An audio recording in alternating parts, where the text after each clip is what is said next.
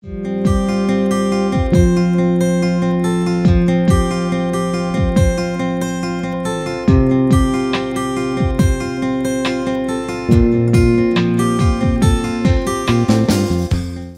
R. Hemavati is an assistant professor in mathematics in Queen Mary's, Chennai. She has specialized on functional analysis. Having 12 years of experience in teaching, she has won various awards for her performance. She has published papers in 14 international journals, 3 national journals, and has presented papers in 10 international and in 5 national conferences. She is also one of the editors for an international journal.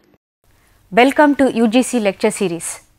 We are talking about the sampling, distribution and test of significance. In the earlier session, we have studied some terminologies related to test of significance, and we are studying the large sample test.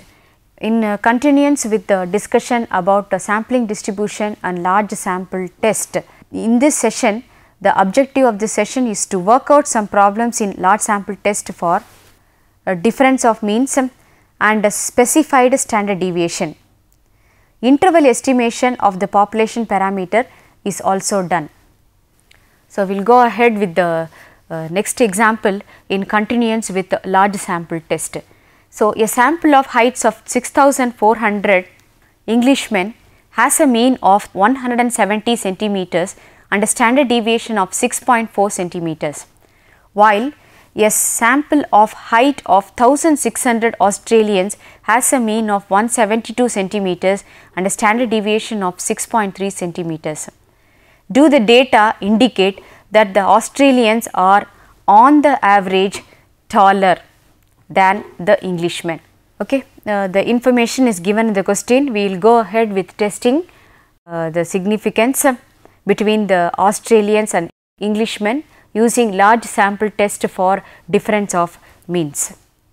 First of all, let me write down all the values given in the question. That is, the whole paragraph will be now turned mathematically. It is clear there are two types of samples given. One is Englishmen and another one is Australians. So, let me take Englishmen as the first sample, sample 1, and Australians as a sample 2. So, they are totally population 1 and population 2, totally different populations. Therefore, now N1 is equal to 6400, x1 bar is equal to 170, this is mean, and standard deviation S1 is equal to 6.4. Okay. And about Australians, there are 1600 Australians, right. Therefore, N2 is equal to 1600, x2 bar is equal to the mean 172 and S2 is equal to 6.3. So, the whole paragraph is now converted mathematically as N1 is equal to 6400, x1 bar 170, S1 6.4, N2 1600, x2 bar 172 and S2 is 6.3. Okay. So, first of all we will set up the null hypothesis H naught. H naught is mu 1 is equal to mu 2, this is mathematical representation, and in words the question is, do the data indicate that Australians are on the average taller than Englishmen? According to H naught, both Australians and Englishmen are equal, that is equal in the sense they are not taller, right. So, the Australians equal in the sense has been written as Australians are not taller than Englishmen.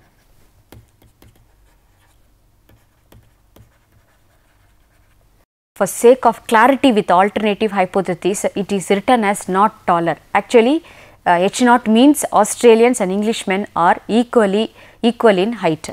So, step 2, H1, I will use the notation later. First, let me write in words. Australians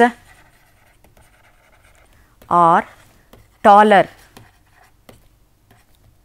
than Englishmen. Australians are taller than Englishmen. Australians are represented as sample 2 and Englishmen are represented as sample 1. Therefore, taller in the sense mu 2 is greater than mu 1. This implies H1 is such that mu 1 is less than mu 2, and this happens to be left tailed test, right, left tailed test. So, it is one tailed, the whole test is one tailed test. Okay. Next, step 3, we will fix up the level of significance as 5%. Nothing is specified in the question, means you have to automatically take the level of significance as 5%, or you can take any level, accordingly the tabulated values will differ. So, let me take a level of significance as 5%. Next step, step 4. Step 4 is computation of Z value.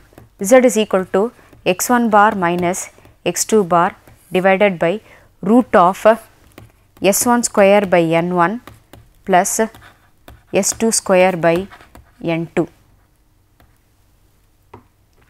We will substitute all the values written there.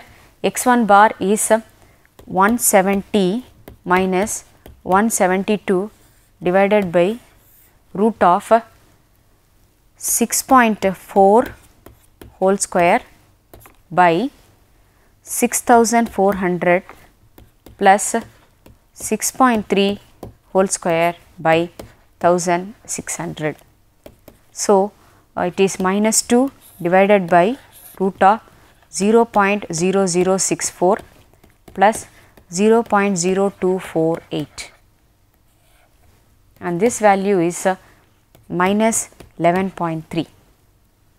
So, calculated Z at 5% is equal to modulus of minus 11.3 is equal to 11.3.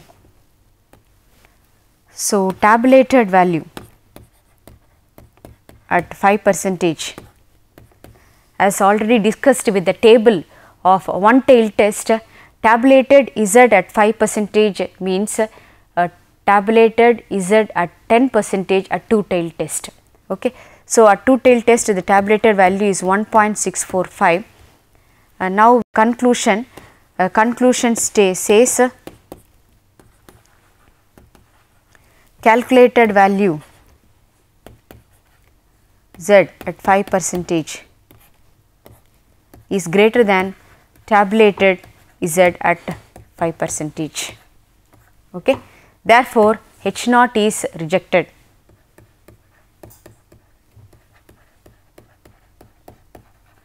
H naught is rejected in the sense H1 is accepted.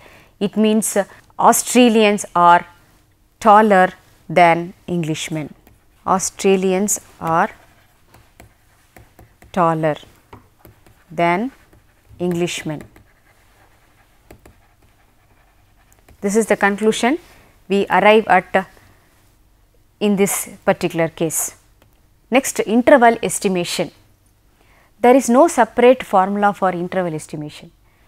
All the formula you are utilizing for normalizing the variable itself gives you the formula for interval estimation. For example, we have seen Z test for single mean, right. What is the statistic formula in there? Z is equal to x bar minus mu divided by sigma by root n. The question will be asked to find an interval estimate for the population parameter mu, right. So, what you have to do, the tabulated Z will be given, x bar will be given and sigma will be given, n value will be given. So, all the values are given, means you have to just cross multiply, take that x bar to the other side, you will get the value for mu. That is what is interval estimation. A simple random, let us see how this goes. A simple random sample of size 100 has mean 15, the population variance being 25. Find an interval estimate of the population mean with a confidence level of 95% and 99%. What are the values given in the question? N is equal to 100, mean x bar is equal to 15. Population variance is being 25. So, population variance is sigma square is equal to 25. You are asked to find an interval estimate for the population mean with confidence level of 95% first. So, confidence level 95%,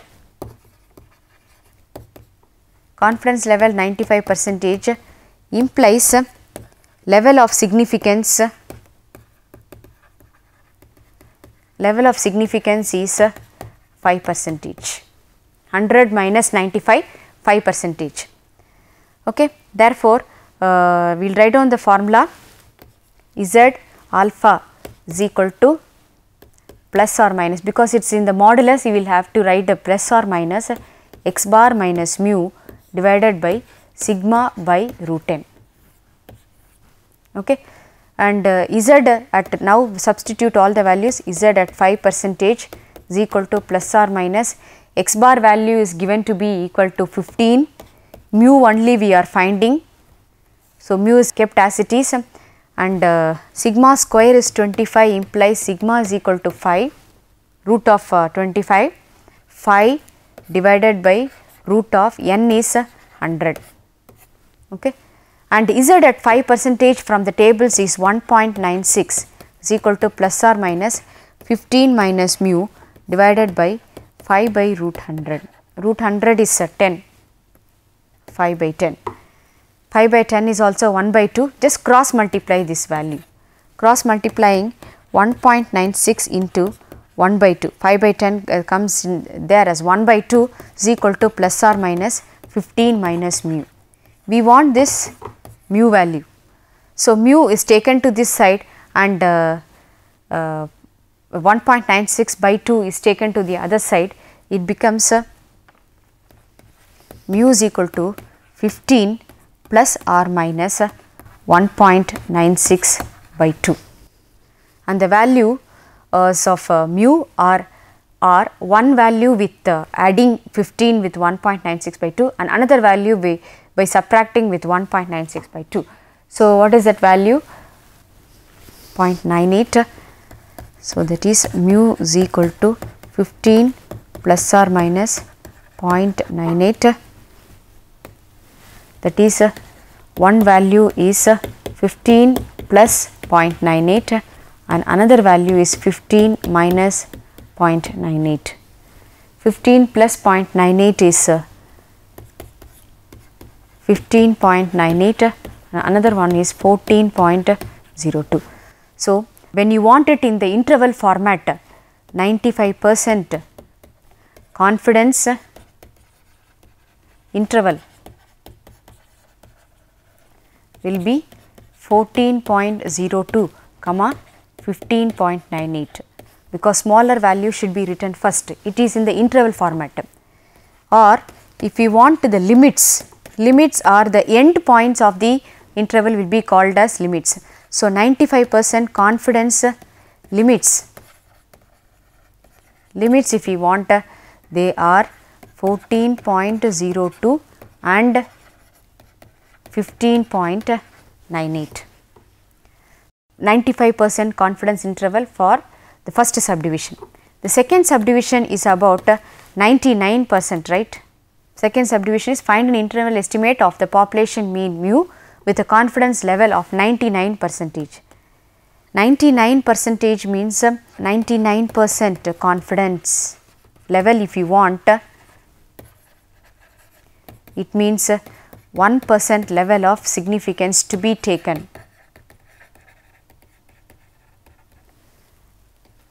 Okay. So, accordingly Z formula will differ. Z at 1% is equal to x bar is 15 minus mu divided by 5 divided by root of 100, everything is same. Okay. Z at 1% only will differ and the value is 2.58 is equal to plus or minus should be there, 15 minus mu divided by 5 by 10 is 1 by 2 here. And just reorganizing like in the previous subdivision, we have 15 plus or minus 1.96 1.29. Okay. So, one value with 15 minus 1.29, another one with 15 plus 1.29. So, the values are 13.71 comma 16.29. So, 99% confidence interval. Interval means it should be written in the brackets, interval format, 13.71 comma 16.29. And similarly 99% confidence limits are endpoints are 13.71 and 16.29. This is a similar problem, but with the finite population. Let me see how this goes. A random sample of size 100 articles from a batch of 2000 articles showed that average diameter of the article is 0.354 with a standard deviation of 0.048. Find 95% confidence interval for the average diameter of this batch of 2000 articles. Here the sample of 100 articles has been taken from a finite population of 2000 articles. So, your standard error will differ. How that goes? Here the sample size is 100, but the population size is 2000. So, it is represented with a capital N, population size is represented with a capital N, and x bar is equal to 0.354 and S is equal to 0.048. When the population value is not available, you can have to use the sample standard deviation value. Find the 95% confidence interval for the average diameter of 2000 articles. So, the formula goes like Z is equal to x bar minus mu divided by sigma by root n into root of capital N minus n by capital N minus 1. This is only the slight difference in the formula for finite population. Okay. Now, in this problem the population standard deviation is not available, therefore, we have to take a sample value. So, in the place of sigma you will have to write S by root n root of capital N minus n by n minus 1. This is Z value, right. You are asked to find out for interval estimation for mu, and 95% confidence interval implies 5% level of significance. So, let me substitute all the values. Z at 5% is equal to x bar is 0.354 minus mu divided by S is 0.048 by n is root of 100 into root of capital N is 2000 minus 100 divided by capital 2000 minus 1. Okay. This is within plus or minus, just cross multiply. Z at 5% is 1.96 into cross multiplying that value is 0.0048 into root of 1900 by 1999, and the x bar value is 0.354 minus mu, and this is within plus or minus, accordingly we have to take. So, 0.00915, or you can take this plus or minus here, is equal to 0.354 minus mu. So, mu is equal to 0.354 plus or minus 0.00915. Okay. So, the values are 0.34485 comma 0.36315. This is your 95% confidence interval. Now, this problem is slightly different, wherein you have to calculate the sample size, whereas the interval estimation value is being given. With a sample size of 400, the calculated standard error of mean is 2. Standard error of mean is given, and with a mean of 120, what sample size would be required so that we could be 95% confidence that the population mean is within plus or minus 3.5 of the sample mean. Z value with 95% confidence for two-tail test is 1.96 is given. Okay. Now we will go ahead with finding the sample size n value. Okay. First given information is for SC of x bar is equal to 2, n is equal to 400. Using this we have to find out the population standard deviation. As standard error of x bar is given by the formula sigma by root n is equal to 2, n is 400, therefore sigma is equal to 2 into root of 400. 2 into root of 400 is 40. So, you have sigma value is equal to 40, and the formula for n sample size is Z at alpha percentage into sigma divided by this is probable error whole square, where E stands for probable error. Probable error is different from standard error. This error is caused due to randomization, whereas standard error represents a standard deviation. All the values given in the question is Z at 5%. Because of 95% confidence level, we are taking 5%. Z at 5% is 1.96, and sigma just now we have found out it is equal to 40, and the probable error allowed for mean is plus or minus 3.5. So, n is equal to 1.96 into 40 divided by plus or minus 3.5 whole square, and this value gives you 501.76. Therefore, n being a number is 502, rounded off to the nearest whole number. Now, continuing with the large sample test, so far we have studied Z test for single mean and Z test for difference of means.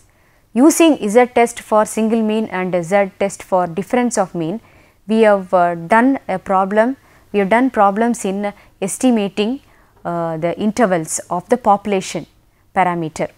Now, in continuance with the large sample test, the next test is test for specified standard deviation of the population. First of all, set up the null hypothesis, alternative hypothesis, etc.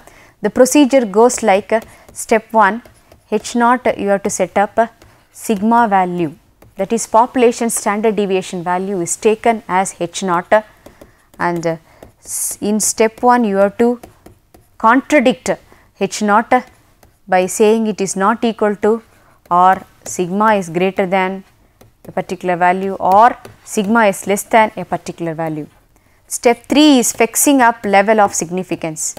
Step 4 is calculation part, Z is equal to S minus sigma divided by root of sigma square by 2n.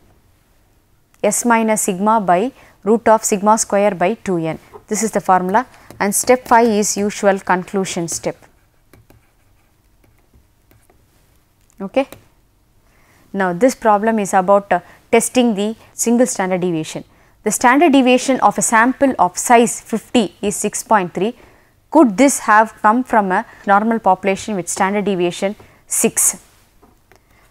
So, the solution is from a sample of size 50. So, n is equal to 50, sample standard deviation is given to be 6.3, and this is from a normal population with population standard deviation sigma is equal to 6.